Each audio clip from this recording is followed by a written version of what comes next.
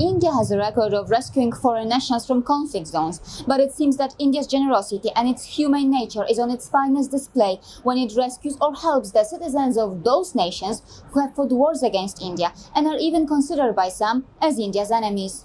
This Pakistani girl, Asma Shafiq, thanked the Indian authorities and the Indian Prime Minister for evacuating her. But it is important to mention that reportedly she wasn't the only foreign national who was rescued or evacuated because of an Indian contribution. Citizens of Tunisia, Nepal and Bangladesh were evacuated too. Also, Asma Shafiq wasn't the only Pakistani who was helped by Indians.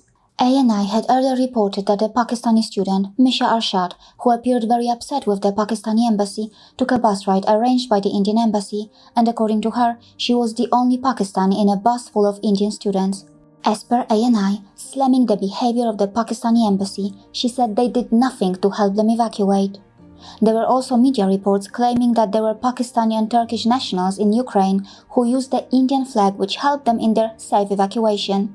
But it is important to mention that this is not the first time that India showed its keenness to help or rescue foreign nationals stranded in other nations. The Operation Rahat of India in Yemen was a great demonstration of India's spirit of universal familyhood, under which India evacuated 6,710 persons from Yemen, including 4,748 Indians and 1,962 foreign nationals. And yes, among these 1,962 foreign nationals, there were also Pakistani citizens. India had even received requests from Sweden, Germany, the USA, France, Ireland, Netherlands, Turkey, Malaysia, Czech Republic, and many others to assist them in the evacuation of their citizens. It was reported that the Royal Navy of the United Kingdom was so impressed with India's humanitarian rescue operation conducted in Yemen that it even wanted to study it. Captain Stuart Borland, who was the resident naval and air advisor of British High Commission, acknowledged that India rescued British citizens from Yemen. He added, "The evacuations were done in record time. This is so inspiring that we now want to get associated with the Indian Navy to engage in combined humanitarian relief work." He added, "India is a leading country in the world to conduct humanitarian operations of any nature.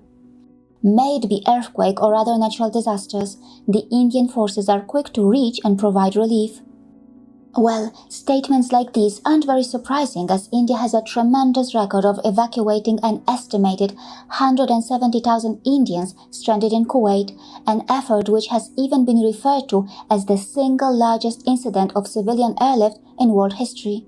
Back in Ukraine, according to the media reports in Pakistan, the country had almost completed the evacuation of its citizens stranded in Ukraine, and according to Pakistan's foreign minister Shah Mahmood Qureshi, Pakistan helped Indian students in the Ukraine war by providing for some of them food.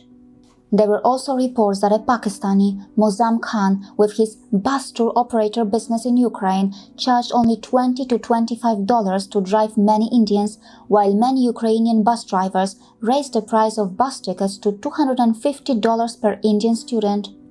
And yes, I should mention that during the Yemen crisis, Pakistan also managed to evacuate 11 Indians.